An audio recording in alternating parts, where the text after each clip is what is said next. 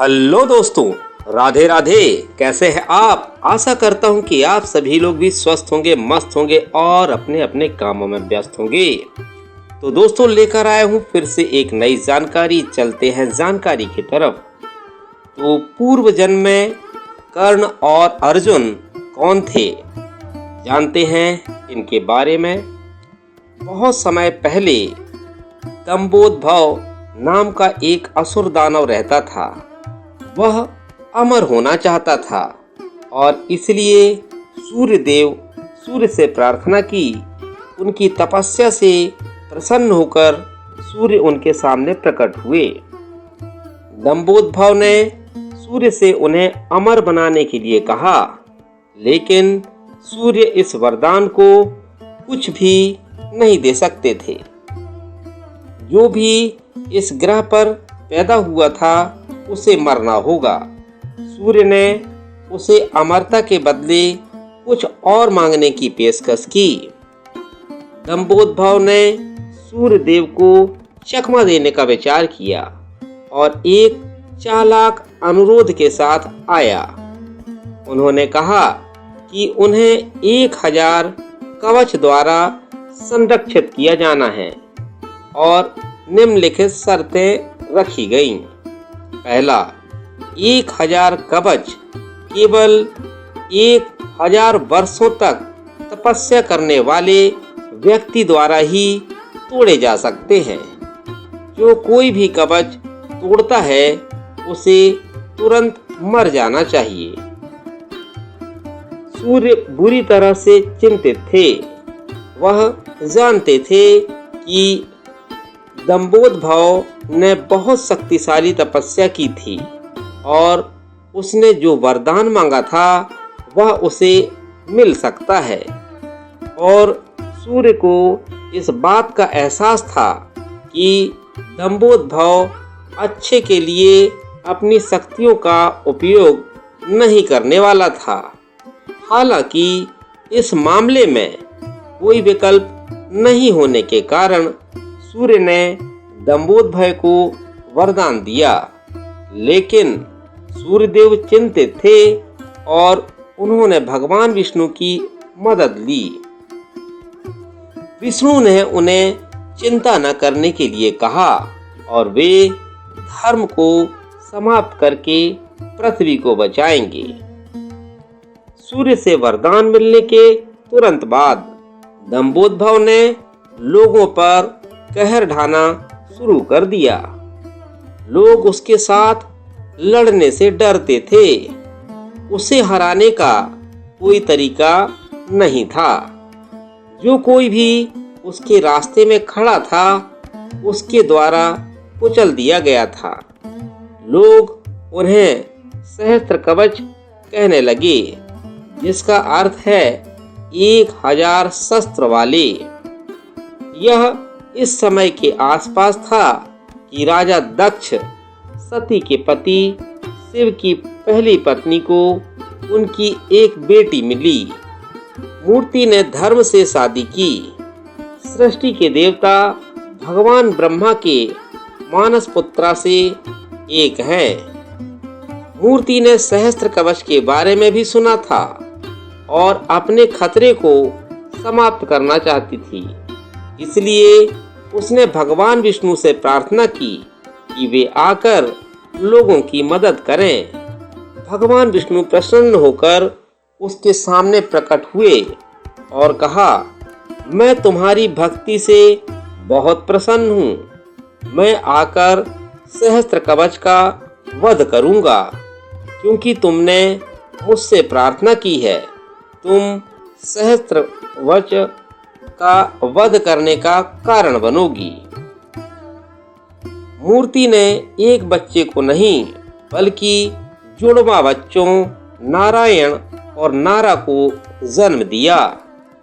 जंगलों से घिरे आश्रम में नारायण और नारा बड़े हुए। वे भगवान शिव के बहुत बड़े भक्त थे। 2 भाइयों ने युद्ध कला सीखी। दोनों भाई अविभाज्य थे। क्या एक दूसरे को हमेशा खत्म करने में सक्षम था। सोचा था। दोनों ने एक दूसरे पर निहित रूप से भरोसा किया और कभी भी दूसरे पर सवाल नहीं उठाया। समय बीतने के साथ सहस्त्रकवच ने बद्रीनाथ के आसपास के वन क्षेत्रों पर हमला करना शुरू कर दिया, जहां नारायण और नारा दोनों रहते थे। जैसे कि नारा ध्यान कर रहा था, नारायण ने जाकर सहस्त्रकवच को एक लड़ाई के लिए चुनौती दी। सहस्त्रकवच ने नारायण को शांत आंखों को देखा और पहली बार जब से उन्हें अपना वरदान मिला, उन्हें अपने अंदर डर पैदा हुआ। सहस्त्रकवच ने नारायण के हमले का सामना किया और वह चकित रह गया। उन्होंने पाया कि नारायण शक्तिशाली थे और उन्हें वास्तव में अपने भाई की तपस्या से बहुत शक्ति मिली थी। जैसे जैसे लड़ाई होती गई, सहस्त्रकाओं को पता चला कि नारा की तपस्या नारायण को ताकत दे रही है। जैसे ही सहस्त्रकवच का पहला कवच टूट गया, उन्होंने महसूस किया कि नारा और नारायण सभी उद्देश्यों के लिए थे। वे एक ही आत्मा वाले दो व्यक्ति थे, लेकिन सहस्त्रकवच बहुत चिंतित नहीं था। उसने अपना एक हाथ खो दिया था। उन्होंने उल्लास में देखा कि जब नारायण मृत हो गए तो उनका एक हाथ टूट गया। जैसे ही नारायण मृत हो गए, नारा उनकी ओर दौड़ता हुआ आया। अपनी वर्षों की तपस्या और भगवान शिव को प्रसन्न करके उन्होंने महामृत्युंजय मंत्र, एक मंत्र प्राप्त किया था जो जीवन में मृत हो गया। अब नारायण ने सहस्त्रकवच से युद्ध किया और नारायण का ध्यान किया। हजारों वर्षों के बाद नारा ने एक और कवच तोड़ दिया और मृत हो गया, जबकि नारायण ने वापस आकर उसे पुनर्जीवित किया। यह तब तक चला जब तक 999 कवच नीचे नहीं थे। सहस्त्रकवच को एहसास हुआ कि वह दोनों भाइयों को कभी नहीं हरा सकता और सूर्य के साथ शरण लेने के लिए भाग गया।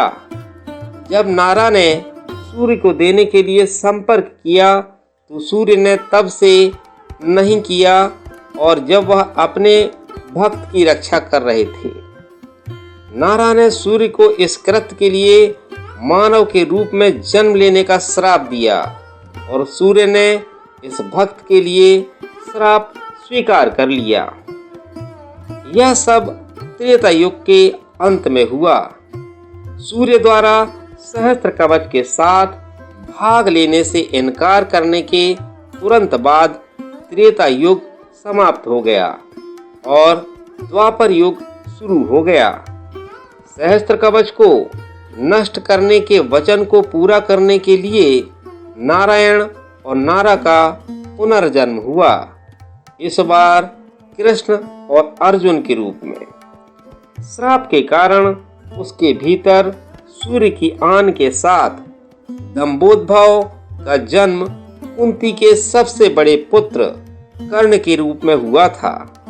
कर्ण एक कवच के साथ एक प्राकृतिक सुरक्षा के रूप में पैदा हुआ था। सहस्त्र कवच के अंतिम एक को छोड़ दिया गया था। जैसा कि कृष्ण की सलाह पर यदि कर्ण का कवच होता तो अर्जुन की मृत्यु हो जाती। इंद्र अर्जुन के पिता भेष में चले गए और युद्ध शुरू होने से बहुत पहले कर्ण का अंतिम कवच मिल गया।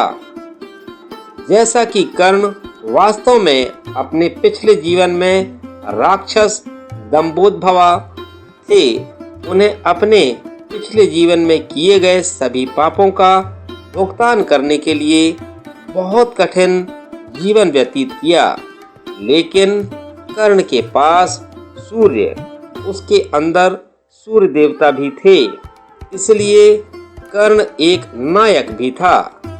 यह उनके पिछले जीवन से कर्ण का कर्म था जो उन्हें दुर्योधन के साथ होना था और उनके द्वारा किए गए सभी बुरे कामों का हिस्सा था।